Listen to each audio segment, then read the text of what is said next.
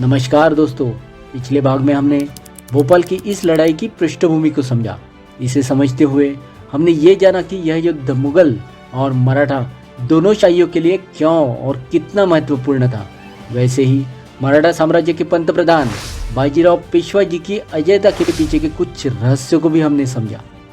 अब इस भाग में आप इस लड़ाई और इसमें निजाम के जबरदस्त तोपखाने का सामना करने के लिए बाजीराव जी द्वारा निभाई गई महान रणनीतियों को देखने जा रहे हैं, और वह देखते वक्त ही उनकी अजेयता का रहस्य भी आपके सामने खुलने वाला है।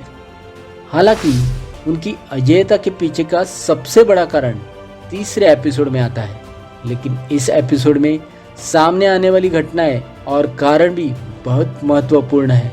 इसलिए इस महत्वपूर्ण एपिसोड का जरा सा भी भाग छूटने न दें। चलो फिर शुरुआत करते हैं। समय बिकट था। बाजीराव जी संगठित मुस्लिम शाही से संघर्ष करना चाहते थे। छत्रपति शाहू महाराज जैसे दक्ष छत्रपति इस अभियान की गंभीरता को अच्छी तरह से जान चुके थे, क्योंकि उत्तरी राजनीति का भविष्य इसी अभियान पर निर्भर था। अतः उन्होंने अपने सभी सरदारों को भी अपनी सेना लेकर बाजीराव जी की सहायता करने का आदेश दिया। यहाँ ध्यान दें मित्रों, बाजीराव जी के प्रति पूर्ण विश्वास, समर्थन और सहयोग करने वाले और इस नेक काम को प्रोत्साहित करने वाले सामर्थ्यवान स्वामी भी उनकी अजेयता के पीछे के रहस्य का एक महत्वपूर्ण हिस्सा था। हालांकि सेनापति यशवंतराव दाभाडे जैसे कुछ सरदारों ने अपने मालिक छत्रपति शाहू महाराज जी के आदेशों की अवहेलना की। हम आगे देखेंगे कि उन्होंने ऐसा क्यों किया। लेकिन यहाँ नागपुर से छत्रपति जी के एक बहादुर और चालाक सरदार रघुजी भोसले जी ने दिसंबर में निजाम के सरदार शुजायत खान पर हमला किया। उसके साथ युद्ध हुआ। करीबन 9 घंटे तक बड़ी लड़ाई हुई। अंत में रघुजी अपने घोड़े से उतरे और शुजायत खान और उनके सरदारों को उन्होंने पकड़ लिया। शत्रु की पूरी सेना लूट ली गई।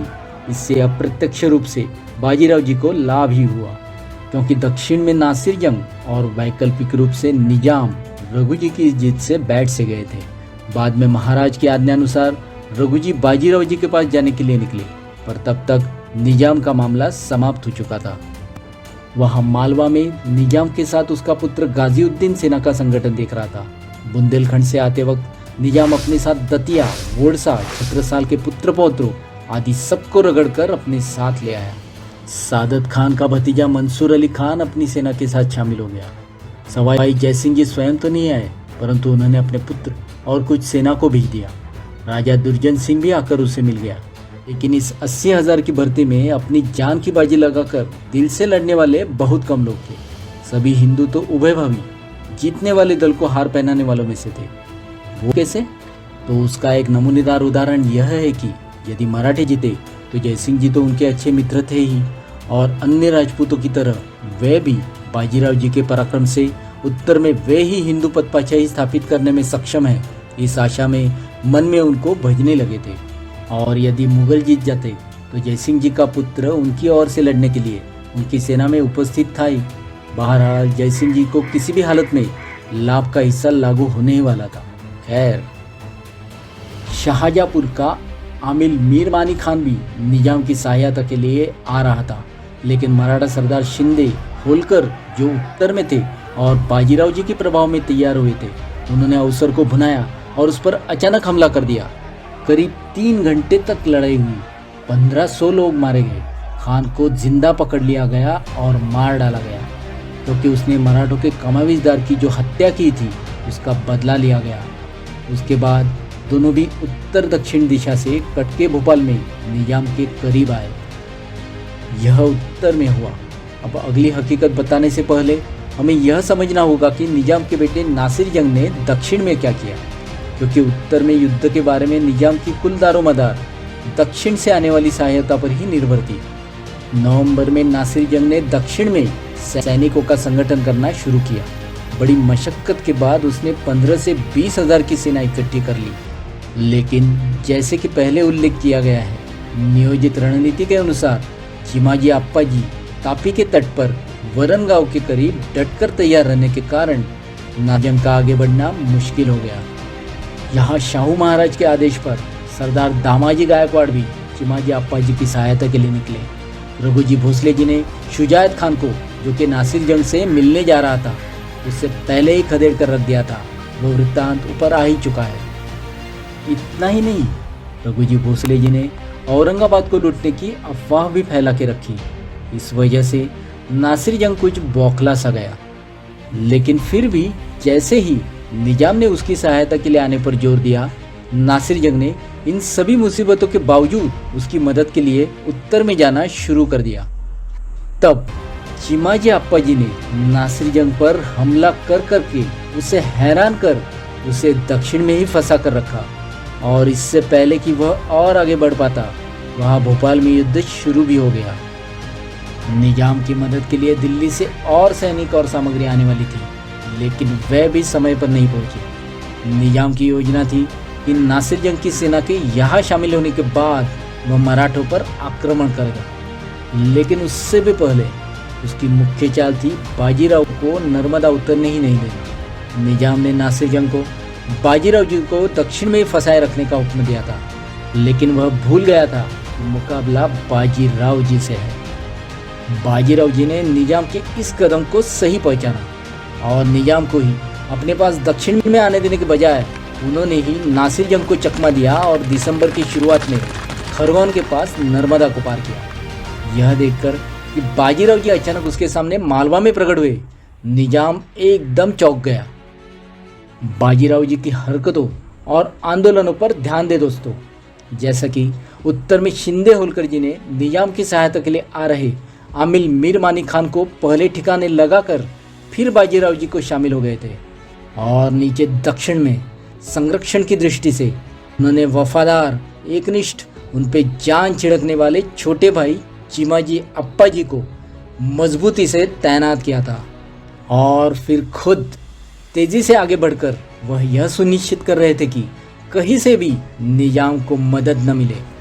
इसका अर्थ है कि वह निजाम को सबसे अलग थलग कर रहे थे। दुश्मन अपनी हरकतों से अवगत हो या वो लड़ने के लिए तैयार हो, उससे पहले ही तेजी से चाले चलकर उस पर बिजली की तेज रफ्तार से जोरदार हमला करके उसे बिखेर कर रख देना, यही बाजीराव जी की रणनीति थी। लड़ाई में सफलता काफी हद तक सामरिक कौशल और सेना की तेज गति पर निर्भर करती है। यह बाजीराव जी की अजेयता का एक और रहस्य है। रणधुरंधर नेपोलियन ने भी इसी रास्ते पर चलकर सफलता हासिल की थी। बाजीराव जी का अगला कदम मुगलों पर और वैकल्पिक रूप से निजाम पर दबाव डालने के लिए मुगल क्षेत्र बुंदेलखंड पर हमला कर लूटने के लिए सरदार औजी कौड़े को छुट्टा छोड़ दिया। बाजीराव जी पेशवा की रणनीति के अनुसार मराठों ने चहुओं ओर से अचानक निजाम को घेर लिया। इस वजह से उसकी पहली चढ़ाई की बात तो खत्म हो गई, लेकिन अब बचाव कैसे किया जाए, इस उलझन में वह फंसकर रह गया। उसने अपना भारी सामान रायसिंग किले में रखकर बाजीराव जी से लोहा लेने का निश्चय किया, यह जानते हुए कि भागदौड़ के युद्ध में वह मराठों को पूरा नहीं पड़ सकता। उसके पास अब एक मजबूत किले में शरण लेने के अलावा कोई विकल्प नहीं बचा, और तब नजदीक भोपाल ही एक ऐसा विकल्प उसके सामने था। वहां के तटों और सरोवरों का आश्रय लेकर निजाम तोपों के सहारे मराठों के आक्रमण की प्रतीक्षा में तैयार रहा। घेराबंदी के दिन ही एक लड़ाई हुई। निजाम ने सवाई जयसिंह जी के पुत्र सुभाष सिंह बुंदेली, जाटों, रजवाड़ों की सेना और तोपखाना सड़क पर एक रणनीतिक स्थान पर तैनात कर दिया। वह खुद भी उनकी पीठ पीछे खड़ा हो गया। बाजीराव जी के सरदार राणोजी शिंदे, पिलाजी जादव, सूर्याजी गुजर और छोटे दस्ते ने उन पर हमला कर दिया। तो एक बौछार के बाद मराठा राउत ने दुश्मन पर धावा बोल दिया। इस युद्ध में दोनों पक्षों को बहुत हानि उठानी पड़ी। तब इधर बाजीराव जी ने महसूस किया कि तोप की आग और नहरों को पार करना अपनी सेना के लिए मुश्किल होने के कारण हम करीबी लड़ाई नहीं लड़ सकते। इसलिए उन्होंने अपनी रणनीति बदली और उन्होंने अपनी सेना को 2 तीरों की दूरी पर रहने के लिए कहा और दुश्मन सेना को मजबूती से घेर लिया। परिस्थिति अनुरूप रणनीति में बदलाव। एक और रहस्य, मराठों ने सारे रास्ते बंद कर दिए। एक बड़ी सेना के लिए किले में पर्याप्त सामग्री नहीं थी। उससे अनाज महंगा हो गया। 4 दिन में रुपए में सिर्फ 4 सेर ही आटा मिलने लगा। हाथी घोड़ों के लिए तो कोई खुराक नहीं बची। एक दिन तो उन्होंने झील के पौधे खाकर बिताया। बुंदेलों और राजपूतों को लगने लगा कि खामखा उन्होंने निजाम का साथ दिया। नवाब का उनका नवाब पर बिल्कुल एतबार नहीं रहा। ऐसी भूखमरी में ही बाजीराव जी ने एक और खेल खेला।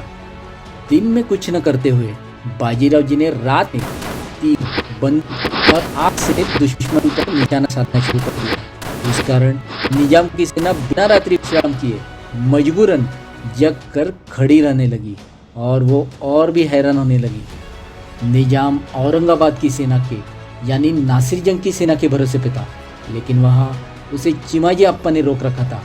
तब निजाम पूरी तरह से भोपालगढ़ में कैद हो गया। दाना रसद पूरी तरह से ठप हो गई। बाद में 14 दिसंबर को जमकर लड़ाई हुई। इस समय यशवंतराव पवार और मल्हारराव होलकर जी ने हमला किया। इस युद्ध में दोनों पक्षों को बहुत हानि उठानी पड़ी। तब पंतप्रधान नवाब की सेना से 2 कोस की दूरी पर यानी और थोड़ा पीछे आकर रुके। उस समय निजाम को भारतीय राजनीति में बेहद कूटनीतिक माना जाता था। तब बाजीराव जी को उम्मीद थी कि या तो वह सम्माननीय संधि करेगा या सेना ताने युद्ध करने निकलेगा, लेकिन ऐसा कुछ भी न करते हुए वह डरपोक की तरह एक किले में छिपकर बैठ गया। बाजीराव जी एक पत्र में अप्पा जी को लिखते हैं, इसमें निजाम की क्या इज्जत बची है। इस युद्ध के बारे में बाजीराव जी का खुद का पत्राचार बहुत है। इस बीच एक अन्य पत्र में बाजीराव जी ने चिमाजी अप्पा को सूचित किया कि निजाम को दक्षिणी सेना पर बहुत भरोसा है। दक्षिणी ताकतें उससे जुड़ने की कोशिश जरूर करेंगी। यदि आपका शाह दक्षिण में बैठ जाए और वह सेना फंस जाए तो उसे बचाने कोई दूसरा नहीं आएगा। तब हमारे पास जो भी बल है उससे नवाब का निपटान कर देंगे। परंतु यदि दक्षिण से सेना आकर मिलती है तो नवाब का पलड़ा कुछ भारी हो जाएगा। इसलिए आपको अतिरिक्त काम करना होगा। उन्हें वही अटका के रखने के लिए जो कुछ भी करना है वह करें। सबसे पहले आप जो भी सेना इकट्ठा कर सकते हैं उसे इकट्ठा करें और भारी बने रहें। यदि दाभाडे बांडे जैसे सरदार हमें ना मिलना चाहते हो तो कृपया उन्हें आपके साथ आने के लिए आमंत्रित करें। महाराज के पास जो जमाव है उसे अपने पास बुला ले। सरदार महादबा को लिखे और महाराज से अपने सरदार फतेह सिंह बाबा, सरदार शंभू सिंह जादव राव सर लश्कर को प्राप्त करने का अनुरोध करें। इसके अलावा आप ज़्यादा से ज़्यादा लोग इकट्ठा करें और निजाम की वहाँ की सेना को शह दें। हमारी सेना की तकलीफ को और अपने कर्जदारी को एक नवाब ही जिम्मेदार है। इसलिए यदि इस समय निजाम की सहायता के लिए कोई और नहीं आया तो वह अकेला होगा।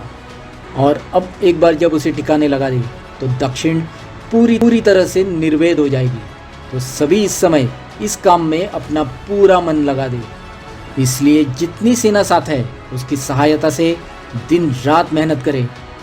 इस पत्र से दोस्तों यह युद्ध कितना महत्वपूर्ण था और इस युद्ध में चिमाजी अप्पा जी की भूमिका कितनी महत्वपूर्ण थी ये ध्यान में आता है। निजाम ने कुछ और दिन घेराबंदी में निकाले। वो जो थोड़ा बचा था उसकी वजह थी उसके पास बहुत अच्छी तोपें थी, लेकिन मराठों ने तोपों की रेंज में आते हुए दूर से ही घेराबंदी को अच्छे से कसना शुरू कर दिया। इसलिए ये लड़ाई 3 सप्ताह तक चली। जब निजाम को दक्षिण या उत्तर से मदद कोई उम्मीद नहीं रही तो वह बहुत डर गया। बाजीराव जी की सेना चारों ओर घूमकर गश्त लगाते हुए इस बात का पूरा ध्यान रख रही थी कि दुश्मन को अनाज का एक दाना भी न मिले। इसलिए अब अवस्था 1 रुपए में 1 सेर के बराबर अनाज मिला तो भी बहुत हुआ ऐसी हुई।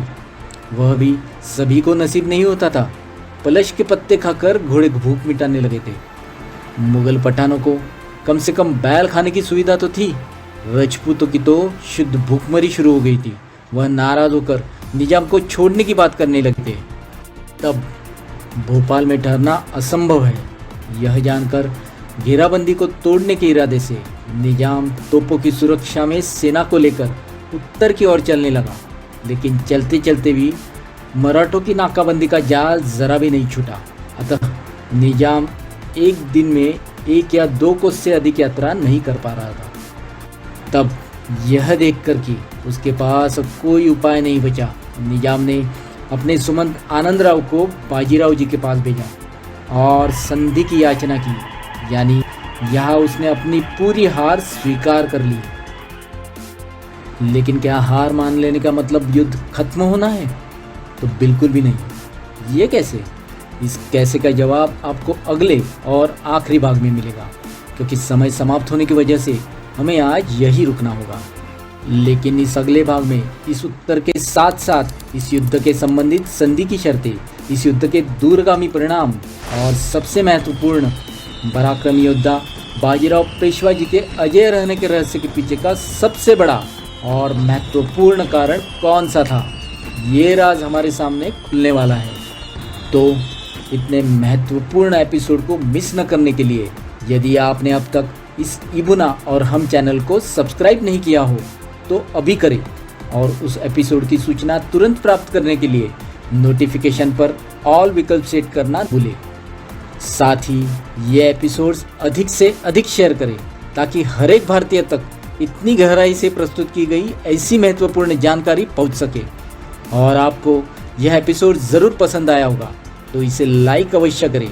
वैसे ही अगर आप इस तरह के और एपिसोड्स देखना चाहते हो तो कृपया हमें कमेंट करके बताएं।